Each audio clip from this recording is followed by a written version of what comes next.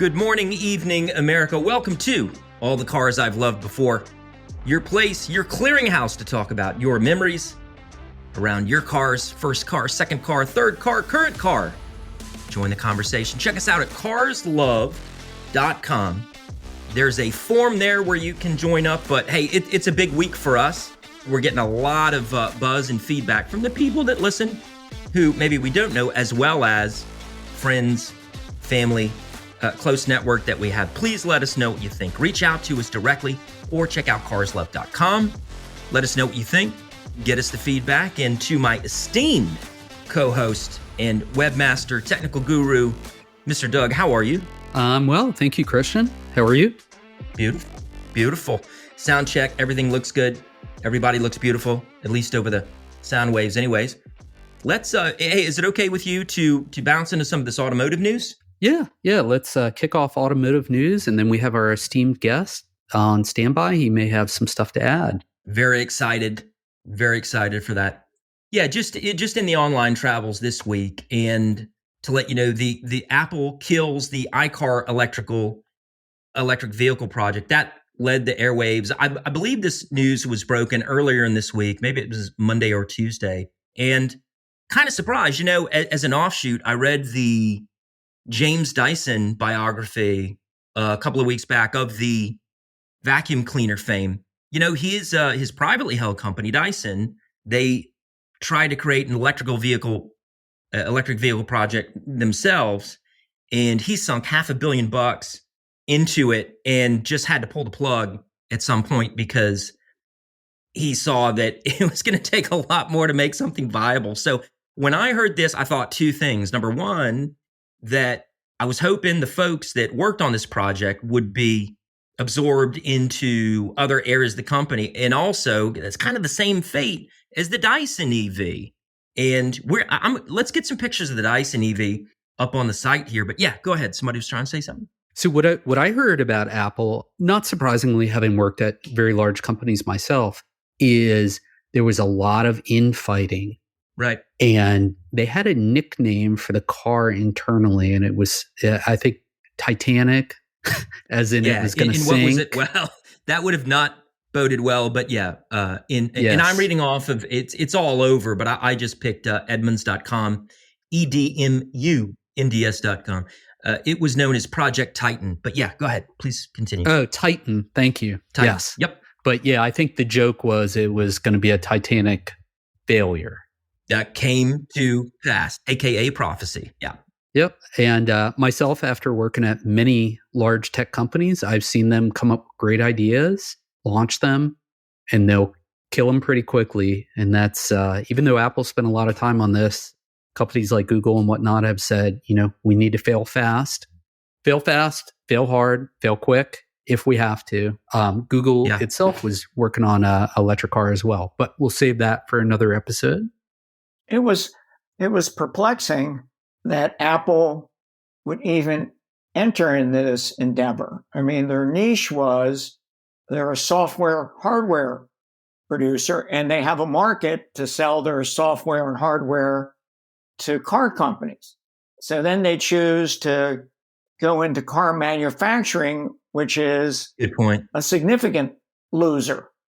So, being a holder of Apple stock, it was kind of disconcerting that they chose to enter this business. But a company that has all this cash lying around, I guess they thought maybe we'll put a few $100 million or $1 billion, whatever it was, into this endeavor and see if it floats. But I was perplexed from the get-go as to why they would choose this venture.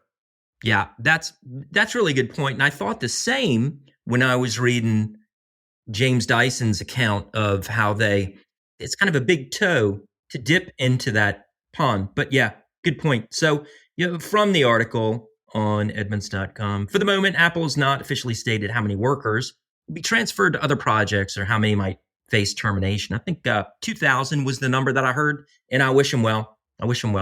Hate it when folks get laid off. I had read or heard that they were going to transition them into their AI projects, which is a little more in tune with what Apple does. Yeah, good point. Yeah, moving on. So in auto news, autonews.com. Yeah. Oh, you know what? Let's introduce David. What am I doing? What are we doing? What kind of hosts are we? Doug, you got to keep me honest here, man. I'd rather remain anonymous. just an undefined voice floating in the ether. Yes, he's certainly not a hacker. He didn't hack into this podcast, that's for sure. No, he was warmly invited, indeed. Absolutely. You want to say a few words about him, Doug, before I continue? Yeah. David, a longtime friend, excellent person, excellent human being. And David, you are, say a little bit about yourself, but you're from Maryland originally. I am, and I live around the corner from Doug, and very happy to be here. Yeah, and we're happy to have you. When we say we're in your neighborhood and grassroots, we do not joke about that. So, David, wonderful to have you. Thank you for joining.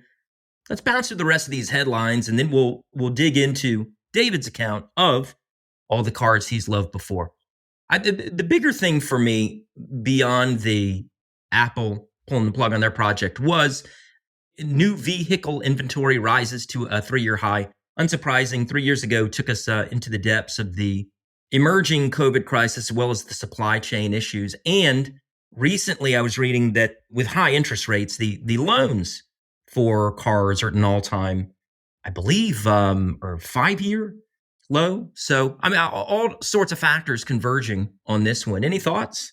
Yeah, I think, we're just in the cyclical world, right? We talked about interest rates and, people may be cutting back on purchases. I think that could be an effect. Maybe there are just not a lot of exciting cars out there anymore.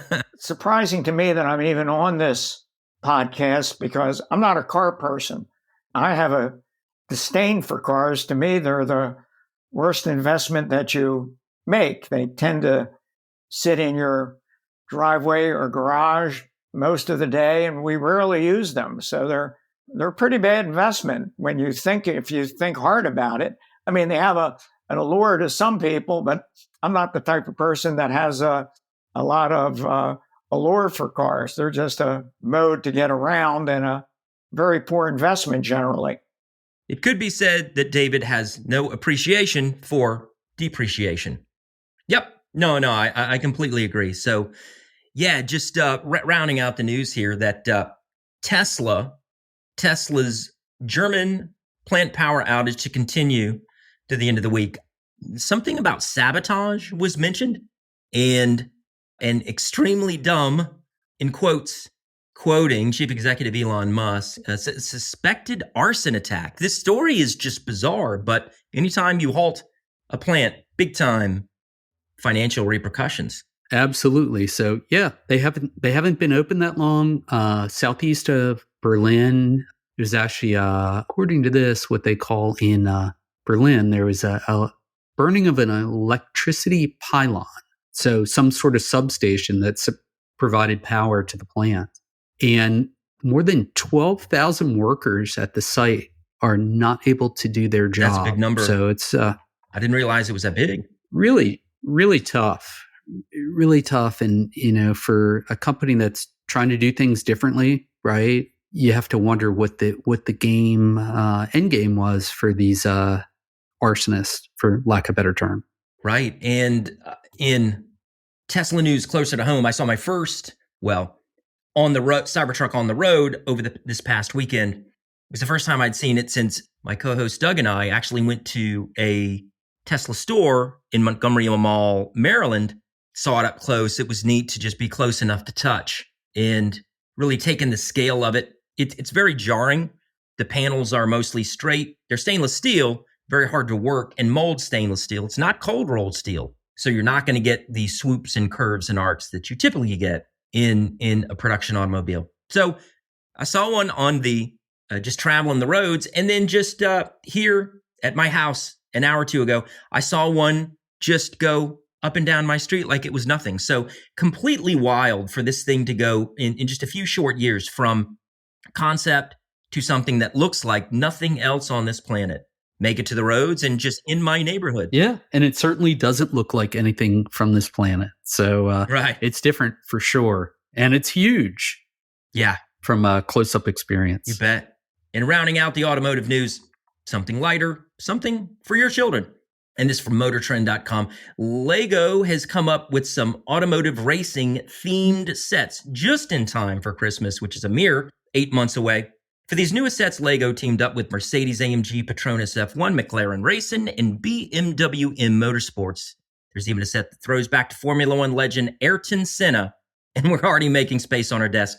So Lego coming up with some car-themed sets. Love that. My kids will love it. MotorTrend.com. That was the funnest story of the week. That rounds out our automotive news.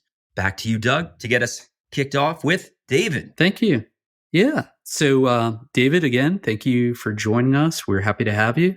Pleasure. We wanted to hear about your first car and I've heard you had some interesting experiences with it, but I will introduce the type of car it was, and I hear you have a nickname for it. So, I hear it was a 1962 Plymouth Lancer. Actually, it was a Dodge Lancer. Dodge Lancer. Thank you. Don't denigrate it. We're all Mopar fans. That's all I got to say. So it was I am corrected, 1962 Dodge Lancer. I believe the color was white originally. Yes. And then it went through some transformation. So if you could tell us about how you acquired the car, when you got the car, were you looking for a car like this? As you said, maybe it was just basic transportation. And then there's got to be a good story or two once you introduce the nickname of the car. Well, I acquired the car. I didn't. It was purchased for me through a contact who had a contact with a local Chrysler dealer. And the car, if I recall, cost $350. And I got the car probably 1967 or 68. And it was my first car, as you had mentioned. It was a 3 on the column, and I didn't know how to drive a stick shift. So that involved some effort, not much. And I was going to college then, and I was in my second year. And this was a godsend because I used to have to mooch rides. And if I was fortunate enough to have a date, which was rare, I would have to bum or solicit someone to give me a ride to wherever we were going to. I was in a college fraternity then, so I had a pool of people who were duty bound to drive me around, and my unfortunate date back then. So then I had all this freedom with this new car, but I had to learn how to drive a stick shift. So I remember I had a buddy from the fraternity who was very handy. He was in the engineering program, and he decided to break the car in, and he showed me how to shift the car without using the clutch. During that effort, he managed to blow a small hole in the muffler. Whoa! Which was never repaired, which gave the car quite a presence. And the car was never maintained or cleaned properly, so it only acquired the title of the Dirtmobile. I love that. And I prided myself in it being the Dirtmobile by not cleaning it nor ever changing the oil, which I learned in later life is probably not a good idea for the longevity of an engine. But this car tended to keep on trucking. And I remember the back seat was a 4-door, and the back bench, the trash in the back went up to the seat. And I remember once I cleaned the car and found several bottles of Ripple wine lying back there. And during a moment of drunkenness, me and a buddy, using spray paint, painted a racing stripe on the car, a black racing stripe, which certainly gave it quite the renegade appearance. So between the rumble, the racing stripe, the trash, right? I mean, we've got a real story here, right? And so many questions. Yes. Yeah. Yes. And so real quick for the automotive history. So a 3-speed stick shift, when it was on the column, was referred to as 3 on the tree back in the day. For those who don't know the history, boy, that had to be hard to drive for somebody who's never driven one. I've driven plenty of stick shifts, but never on the column. Yeah. The way you just said it, the way you just, I was trying to think, like you, a lot of standards but up here seemed like it would have been such a challenge. I picked it up rapidly, and I actually mastered going from second to third without using the clutch, which I was often successful in, but not always. Yeah. Well, sometimes they say if you can't find it, grind it. There you go. Yes. Yeah. And just for inflation's sake, $350 in 1968 was about $3,000 in 2024 money. So still a wonderful bargain for that car. It was quite a deal. Yes. I think it had a 6-cylinder engine, did it not?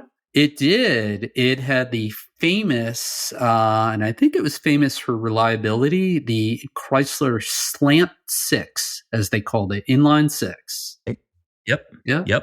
So yeah, it's all coming back to you, right, David? It is. The good and the bad. There was nothing bad about the Dirtmobile. That's right. Not even the dirt. The dirt was a positive. And then after you give it the name, the Dirtmobile, now it's got a reputation to uphold. So you would certainly not clean it. It definitely had a reputation. Now, how long did you have that?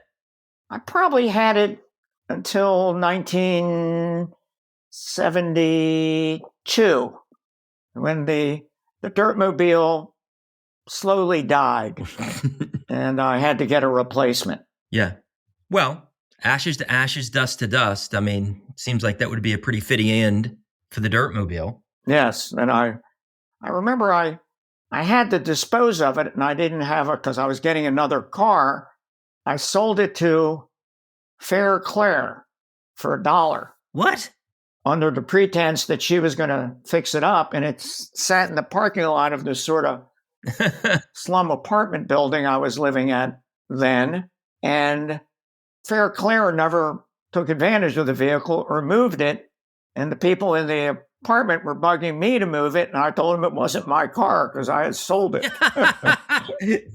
Not my problem. And you transferred the risk for $1, which is brilliant. So love that. Yes. And then I remember once I was going into the rear parking lot in not the most favorable neighborhood, and I've found some unfortunate fellow who apparently had taken up residence in the car. And what? I was outraged that somebody would denigrate the Dirtmobile in that way, and I invited the gentleman to leave, which he did. Yeah, even in death, this car just still has a reputation and has the stories to offer. Fantastic. Oh, yes. It's following him. If it was on Twitter, we'd be following it. Speaking of which, if you like what you hear on this podcast, as Christian said, please feel free to follow the show. Give us a rating. Give us your feedback. Write a review. We'd love to hear from you.